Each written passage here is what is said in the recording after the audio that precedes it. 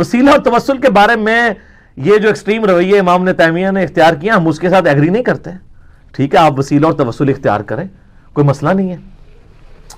اور اس کو سپورٹیو ایک حدیث بھی ہے جس کی صحت میں اختلاف ہے، لیکن چونکہ ایک بہت بڑے امام طبرانی جنہوں نے یہ حدیث نقل کی ہے، المتوفا 360 ہجری، جو امام حاکم نیشا پوری کے استاد ہیں، المتوفا 405 ہجری.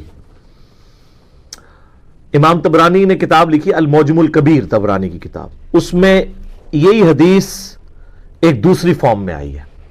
اگرچہ اہل حدیث اس میں تھوڑا اختلاف کرتے ہیں، لیکن امت کی اکثریت اس کی صحت کے اوپر اتفاق کرتی ہے، امام طبرانی خود بھی. میں ان بحثوں میں نہیں پڑتا، میں اس حدیث کو صحیح مانتے ہوئے بات کر رہا ہوں. اس میں یہ ہے کہ سیدنا عثمان غنی رضی اللہ تعالیٰ عنہ کے دور میں ایک شخص حضرت عثمان کے پاس گیا اور کہا کہ جی میرا مسئلہ ہے. تو وہ اپنی حکومتی مصروفیت کی وجہ سے اس کی طرف متوجہ نہیں ہوئے.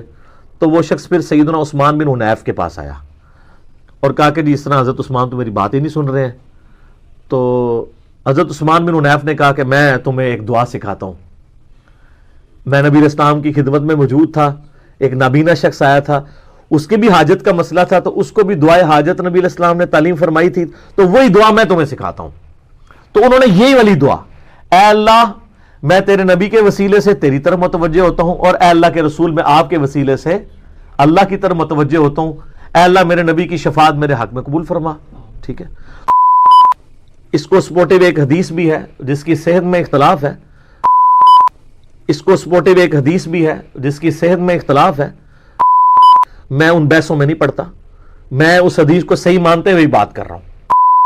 میں ان بحثوں میں نہیں پڑتا، میں اس حدیث کو صحیح مانتے ہوئے بات کر رہا ہوں. لیکن اب مسئلہ یہ ہے کہ یہ حدیث سنن ابن ماجہ اور جامعہ ترمذی میں تو یہاں تک موجود ہے، لیکن المعجم الکبیر الطبرانی کے اندر اس کا اگلا حصہ بھی موجود ہے کہ سیدنا عثمان بن عفان رضی اللہ تعالیٰ عنہ کے دور میں بھی ایک نابینا شخص آیا. اچھا، اس نابینا شخص نے جب یہ دعا کی تو اس کی پھر بینائی واپس آ گئی الحمدللہ. تو سیدنا عثمان کے دور میں یہ طبرانی کے اندر موجود ہے، ایک نابینا شخص آیا تو سیدنا عثمان نے اس کو یہی دعا تعلیم فرمائی اور پھر اس کی بھی بینائی واپس آ گئی. لیکن یہ والا جو پورشن ہے یہ صحیح سند کے ساتھ ثابت نہیں.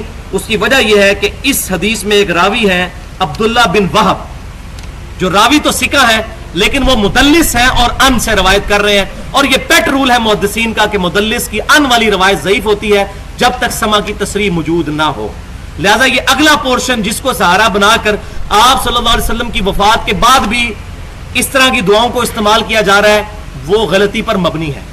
لو جی، سن 2012 میں مرزا جی اس روایت کو یعنی عبداللہ بن وہاب کی تدلیس کی وجہ سے ضعیف مانتے تھے، لیکن 2019 تک آتے آتے ڈکٹیشن چینج ہوا کہ میاں مننے اب سب تجھے جو ہے نا بڑا توحید پرست سمجھنے لگ گئے، لہذا اب یہ والا پھندا بھی پھینک دے، لوگوں کو اس بدعتی عقیدے کی طرف بھی لیا. تو نے صحابہ مخالف بنایا، تو نے استواء علی العرش کے خلاف کھڑا کیا، تو نے نماز کے معاملے میں گڑبڑ گھوٹالا کیا، تو نے اور دیگر چیزوں میں بھی گڑبڑ گھوٹالا کر لیا، چل تو اب اس کے اندر بھی گڑبڑ گھوٹالا کر دے، اب توحید میں بھی نقص لگانا شروع کر. یہی وجہ ہے سن 2019 میں وہی روایت صحیح مان لی گئی. اب کوئی مرزا جی سے پوچھا، مرزا جی سب معاف تمہیں، ساری باتیں معاف، عبداللہ بن وہاب کی سما کی تصریح موجود ہے؟